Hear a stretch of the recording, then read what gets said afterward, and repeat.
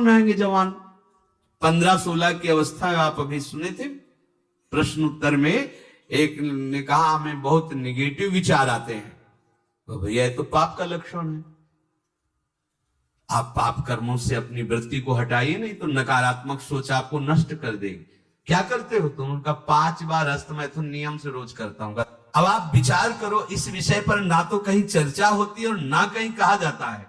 छोटे छोटे बच्चे ऐसी निकृष्ट आदत को प्राप्त हो गए। अब ये जवान होंगे, अब इनमें भगवदानंद की आकांक्षा जागृत होगी, ये कहीं सतमार्ग जान पाएंगे? कदापि नहीं। जीवन ही नष्ट कर दिया। शास्त्रीय सिद्धांत है, गुरुकुलों में इसीलिए बच्चों को रखा जाता था, चाहे राजा के हो चाहे प्रजा के हो। ब्रह्म ऋषियों के शासन में 20-25 वर्ष तक ब्रह्मचारी रहे। वृत्ति निवृत्ति मार्ग पर तो वैरागी बन गए, प्रवृत्ति मार्ग पर तो गृहस्थ में गए। कुछ समय तक गृहस्थ में रहने के बाद स्वतः पूर्वाभ्यास ब्रह्मचर्य का उनका जागृत हो जाता और वो चौथी अवस्था तक भगवत साक्षात्कार कर ही लेते, क्योंकि नींव बड़ी मजबूत थी। अब छोटे छोटे बच्चे स्मार्ट मोबाइल, आचरण, गंदे दृश्य देख देख करके गंदे कर लेना, कैसे उनके अंदर ये बात आएगी कि वृद्धावस्था पहले भगवत प्राप्ति कर ले?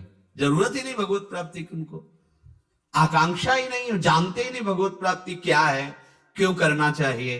वो बस वो चाहते हैं, जो दृश्य देखते हैं वही करना चाहते हैं, जो सुनते हैं, जो बोलते हैं वही चिंतन होता। जीवन एकदम नरक बन जाता है। भगवत प्राप्ति की आकांक्षा उसके हृदय में होती है। ध्यान से सुनना। पर नारी पर पुरुष त्याग कर, सेवन करो शुद्ध गृह धर्म, निज पर धर्म नाश के साधन, करो कभी भी नहीं कुकर्म। यदि आपको इसी जन्म में उत्तम स्थिति को प्राप्त करना है तो चाहे गृहस्थ हो चाहे विरक्त हो, कभी भी ये विरक्त आश्रम वाले को माताओं बहनों की तरफ कुदृष्टि से भी नहीं देखना चाहिए। कुदृष्टि भोग भावना। जननी सम जानहि पर नारी, धन पराय विषते विष भारी, जिन्हें राम तुम प्राण प्यारे, तिनके मन शुभ सदन तुम्हारे। मातृवत पवित्र भाव। आपने को तो श्री जी की सखिया है, जैसे ललिता, विशाखा, चंपक, चित्रा, तुम विद्यारंग देवी, इंद्रलेखा और सखी सुदेवी, सकल यूथ हित सेवी। ऐसे ही चराचर की जितनी शरीर में भावना हम पवित्र कर पाएंगे उतने दोष हमारा नष्ट हो जाएगा। ये जितनी स्त्री शरीरधारी, ये सब मेरी प्यारी जी की लाडली सहचरिया है, इनके चरणों में प्रणाम। बस जो चाहे आपन कल्याणा, सुजस सुमत सुगत सुनाना, सो परनार लीलार गोसाई, तजो चौथ के चंद की नाई। विरक्त उपासक को माताओं बहनों से आंख मिलाकर कभी बात नहीं करनी चाहिए। उनके मुख की तरफ, उनके चरणों की तरफ देखो, चाहे बच्ची हो, चाहे यौवन अवस्था, चाहे वृद्धावस्था की हो। विरक्त साधक को कभी एकांत में माताओं बहनों से संभाषण नहीं करना चाहिए। बीच में किसी को डाल और दूसरा साधक को खड़ा हो गया, नहीं बाहर निकलो, बाहर अगर बात ही करनी है तो मैदान में करो खड़े होकर के। और क्या बात करनी है? हम भगवत प्राप्ति के मार्ग में चले, हमें क्या बात करनी है? बहुत सावधान रहना चाहिए। गृहस्थ धर्म के उपासक को यदि ब्याह हो गया है तो अपनी पत्नी से वो भी धर्मानुकूल, पशुवत व्यवहार नहीं। और पर स्त्री की तरफ तो दृष्टि ही ना करे भोग वृत्ति की। अगर की तो सारे सुकृत नष्ट हो जाएंगे, चाहे वो स्त्री शरीर चाहे वो पुरुष शरीर हो। इसलिए पर नारी पर पुरुष त्याग कर। पर ये सत्संग जिनके कानों में नहीं पहुंचता है, शास्त्र स्वाध्याय नहीं करते, वो इसे मनोरंजन समझने लगे, इसे धर्म नहीं समझते, वो इसे मनोरंजन समझ। क्या इसमें बिगड़ जाता है? जो शास्त्र हैं उनका स्वाध्याय कभी करते नहीं। अब उनको जो समय मिलता है तो नौटंकी, नाटक, सिनेमा देखते हैं जिनमें यही सब की पुष्टता होती है, इसी की बाहुल्यता होती है, वही दृश्य देखते हैं। ना तो कभी भगवत प्रेमी महात्माओं की चरण रज में बैठ करके सत्संग सुना, ना शास्त्र स्वाध्याय किया, तो मनमानी आचरण बढ़ते रहते। कैसे भगवत प्राप्ति की बात आएगी? कि जरा मरण मोक्षाय, अगर गृहस्थ धर्म में है तो शुद्ध कर्म करे, जो उसके शास्त्र अनुकूल वर्णन किए गए, वो भी सत्संग से ही पता चलेगा शुद्ध कर्म क्या है, अशुद्ध कर्म क्या है। जो दूसरे के धर्म का नाश करता है, कुकर्म करता है, वो कभी साधन मार्ग पर कैसे चलने की सोच सकता है? अगर कहीं उनके अंदर थोड़ी श्रद्धा भी बनती है तो भूत प्रेत की पूजा करता, करता जो तामस व्यवहार, अंडे मांस शराब उड़ाता, चोरी का करता व्यापार, रखता मन में वैर द्वेष मद, करता जो हिंसा विचार, होता घोर प्रेत वो, पाता असहनीय यातना अपार। जरा मरण मोक्षाय नहीं, वो प्रेत बनेगा। प्रेत योनि किसको प्राप्त होती है? तो बोले जो भूत प्रेतों की पूजा करते हैं, जो अंडा मांस शराब ये सब खाते पीते हैं, दूसरे के धन को जो चोरी करते हैं, मन में वैर द्वेष अहंकार रख करके जो हिंसा करते हैं, और पर स्त्री से जो व्यभिचार करते हैं, वो घोर प्रेत योनि को प्राप्त होता है। इसका प्रमाण धुंधकारी है, पढ़ के भागवत में देख लेना। प्रेत योनि को प्राप्त होता है। ऐसे प्रेत स्वभाव वाले कैसे जरा मरण मोक्षाय के मार्ग का अवलंबन लेंगे? इसलिए तामस वस्तु नशीली, जूठन से रखो परहेज विराग, माता पिता देवता गुरु का, गुरुजन कान करो अपमान, सुख पहुंचाओ सबको संतत, मन में रख श्रद्धा सम्मान। कोई भी नशा भगवत प्राप्ति के मार्ग में चलने वाले उपासक को नहीं करना चाहिए। बैठा लो। आजकल ये भी बहुत सूक्ष्मता से साधन मार्ग वालों को गिराने के लिए प्रवेश कर गया है कि थोड़ी सी भांग खा लो, बस भगवदानंद में डूब जाओगे, या एक दो चिलम फूंक लो, या अमुक अमुक अमुक। हम प्रणाम करते हैं, जो ऐसा करते हैं सिद्ध महापुरुष होंगे, उनको हम प्रणाम करते हैं, पर अपने कच्चे साधकों के लिए या भगवत प्राप्ति के लक्ष्य वालों के लिए हमें कहीं शास्त्र में आज तक नहीं लिखा, कहीं ऐसा नहीं मिला। कुछ लोग उदाहरण देते हैं कि भगवान शंकर भी भांग खाते हैं। भगवान शंकर भांग खाते नहीं, पीते हैं, हलाहल जहर पीते हैं। जगत की रक्षा के लिए समुद्र मंथन में निकला हुआ हलाहल जहर पिया। तुम एक धतूरे का फल खा के दिखाओ तो तुम्हें माने उनकी समानता कर सकते हो? जगत रक्षा के लिए भगवान, और यहां से नीचे उतरने नहीं दिया है। यही है नीलकंठ। तुम एक घूंट पानी आरोप के दिखाओ, एक बूंद पानी चला जाए, खोक खोक करते रहोगे। पूरा हलाहल जहर समुद्र मंथन का यह आरोप लिया है, इसलिए नीलकंठ भगवान उनको कहा गया। कहते भगवान शंकर गांजा पीते, कभी देखा चिलम उड़ाते हुए भगवान शिव को? अरे भाई समझो, उस भगवान है, वो जगत मंगल के लिए सब किए हैं। वो कोई ऐसा नहीं कि थोड़ा भांग खा के कैलाश। भांग का नशा कितनी मिनट रहता है?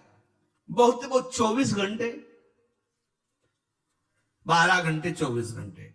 शंकर सहज स्वरूप समारा, लाग समाधि अखंड अपारा। 88,000 वर्ष तक की समाधि एक बार में, 88,000 वर्ष। 88 मिनट बैठ के बिना हिले दिखाओ मैं तुम। 88 मिनट बिना हिले डुले पद्मासन लगाओ और 88 मिनट बिना हिले डुले, शरीर कांप जाएगा। महापुरुषों के सत आचरण का तो अनुकरण नहीं करते, और उनकी जो महामहिम जगत रक्षा के लिए वृत्ति, उसको बोलते भगवान शंकर नशा करते। कोई भी तामस वस्तु, नशीली वस्तु अगर स्वीकार करेंगे तो शुद्ध भजन नहीं हो पाएगा। इसलिए जो कर रहे हैं वो सिद्ध है, हम प्रणाम करते हैं। हमारा निषेध करने का कोई बल ही नहीं है। शास्त्र कह रहा है तामस वस्तु नशीली, कोई भी नशा नहीं होना चाहिए साधक के जीवन में। जूठन से रखो परहेज। गुरु की, आराध्य देव की जूठन के सिवा जीवन में किसी और की जूठन नहीं पानी चाहिए। सब सवै संत गुरुदेव हैं, व्यास या प्रतीत भगवत प्रेमी महात्माओं की जूठन के लिए तो आदेश दिया है, जूठन ले पावे सदा। जो गृहस्थ में है, माता पिता वयो वृद्धों को भगवान का स्वरूप मानकर उनका आदर करे। बड़ा क्रूर स्वभाव होता जा रहा है। नवयुवक जन है, अपने वृद्ध माता पिता को कट वचन बोलते हैं, यहां तक कि उनके ऊपर हाथ भी छोड़ देते, मारने पीटने तक पर। सोचो तुम्हारी गति क्या होगी। जो भगवत स्वरूप माता पिता, जिनकी चरण आराधना करने पर भगवान की प्राप्ति हो जाती। पुंडरीक जी ने अपने माता पिता की आराधना की तो भगवान विठ्ठल उनको दर्शन देने बिना चाहे आ गए। ऐसे पूज्यवर जो हमारे गुरुजन है, माता पिता, यदि हम उनका अपमान करेंगे, उनको गाली देंगे, तो हम जरा मरण मोक्षाय मार्ग पर चल पाएंगे? कदापि नहीं। और सदगुरुदेव की अवहेलना, फिर तुम्हें परमार्थ की पगडंडी मिल जाएगी? कदापि नहीं। सुख पहुंचाओ सबको संतत, मन में रख श्रद्धा सम्मान। सब में भगवत भाव कर कर सुख देने की भावना। बुरे संग का, बुरे व्यसन का कभी न रखो मन में मोह। काम लोभ को छोड़ करो, सब जीवों पर स्वाभाविक छो। जैसे कर्म किए जीवन भर, जैसे मन में रखे विचार। अंत काल भाव मनुज का होगा उसके ही अनुसार। बहुत सुंदर बात कह रहे पूज्य भाई जी महाराज। यदि तुम बुरा संग करोगे, बुरा नशा करोगे, बुरे भाव रखोगे, काम लोभ आदि में आसक्त होकर चेष्टा करोगे, भोग वासना करोगे, तो क्या होगा? बोले जैसा जीवन तुम व्यतीत करोगे, फाइनल में तुम्हारे पास वैसा ही निर्णय आएगा। क्या? अंतिम समय वही कर्म छा जाएंगे। जो बुरे कर्म किए हैं वही छा जाएंगे। अगला, जैसे जरा सी वृत्ति मृग में लगी तो मृगाकार वृत्ति होने के कारण अगला जन्म मृग का हो गया। आपने तो कितनी जगह ममता की हुई है, कितनी जगह। क्या होगा अंत समय में? जरा मरण मोक्षाय के मार्ग में चलने वाले उपासक को बहुत सावधान रहना चाहिए। अंतकाल का भाव मनुज का होगा उसके अनुसार। जो जीवन में तुम कर रहे हो, अंतिम में वही भाव तुम्हारे आएगा। यदि भजन कर रहे हो तो सदगति, और अगर बुरे आचरण संसार में फंसे हो तो दुर्गति। तदानुसार ही सदगति दुर्गति होगी उसे प्राप्त अनिवार्य। अतः रखो प्रतिपल ही मधुमेह, भगवत स्मृति में हृदय उदार। अपने हृदय को निरंतर भगवत स्मृति में लगाए हुए ही कार्यरत रहो। अगर आप इसको भगवत स्मृति को छोड़ते हैं कि आगे हम कर लेंगे, तो आगे नहीं होने वाला। मृत्यु समय की अनुपम सेवा, मन से दूर करे संसार। हमें मृत्यु बनानी, मृत्यु को महोत्सव बनाना है। हमारा आखिरी समय होना चाहिए। तो बोले इसके लिए क्या करो? संसार का चिंतन छोड़ना होगा। संसार का चिंतन छोड़ोगे तो तुम्हारी मृत्यु महोत्सव हो जाएगी। इस पर कोई सोच नहीं रहा। सारी सोच आज की है, आज की। वर्तमान को भोगों में कैसे हम डुबोएं। आज हमें अच्छा खाने को मिले, खूब हंसी मजाक करने को मिले, मन के अनुसार भोग भोगने को मिले, तो आज का दिन बढ़िया मंगल।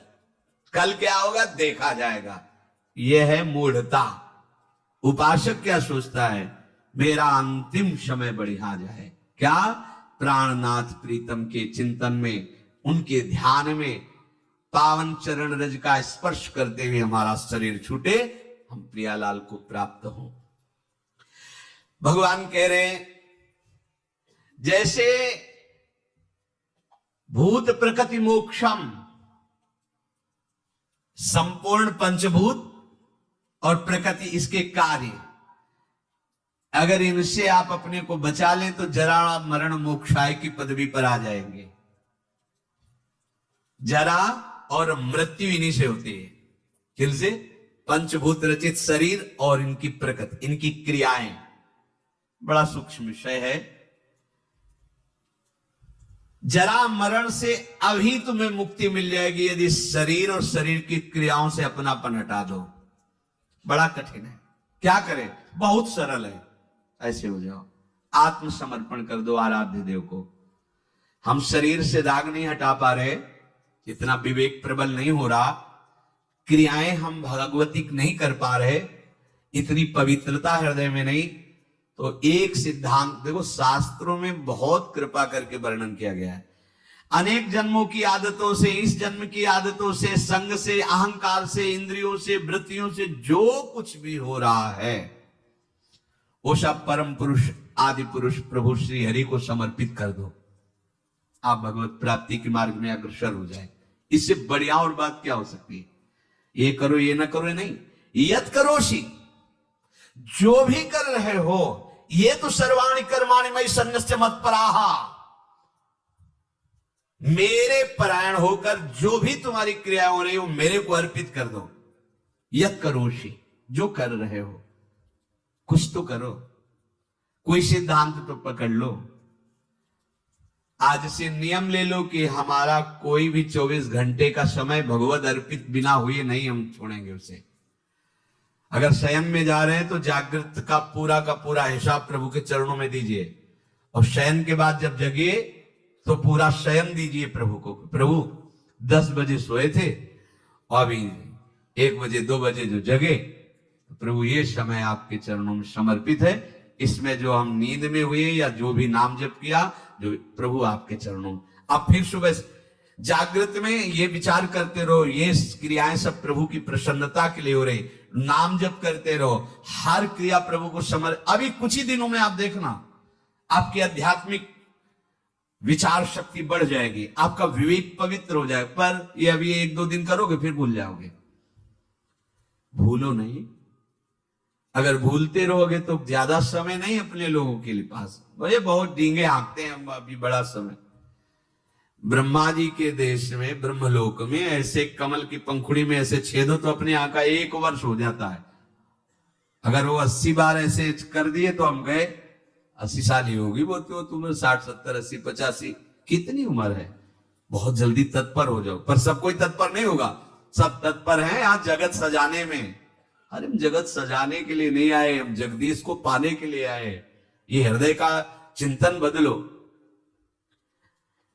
क्योंकि ये जरा मरण स्वरूप में नहीं होते, ये शरीर में होते हैं। अब स्वरूप का परिचय ही नहीं। लोग बहुत जानकार जैसे ज्यादा बातें बनाते तो भैया 3.5 हाथ के शरीर में रहते हुए कई साल हो गए? बोले 40। तो जाना तुम कौन हो? तो भाई वो कि 100-200 हाथ का है तो खोजने में समय लगेगा। 3.5 हाथ के शरीर में आप हैं, आप अपने को नहीं जानकारी कर पाए तो आप कितने बड़े जानकार हैं? औरों की जानकारी क्या लोगे? आप अपनी जानकारी नहीं कर पाए, 3.5 हाथ के शरीर में हो, कैसे भूल भुलावे में हो? बोले हम तो रोज अपने को देखते, शीशा में देखते, बढ़िया गोरे चिकले घाल और सब। ये तो प्रकृति की रचना का, पंचभूत का एक नमूना है। ये नमूना है, नमूना हमारा थोड़ी स्वरूप है। बस ये पहली सूरज गई तो जरा मरण मोक्षा है, क्योंकि जरावस्था इसी में होती है और मरण अवस्था भी इसी की होती है। प्रकृति के कार्य शरीर के साथ जब तक तदात्म रहेगा तब तक जरा मरण मोक्ष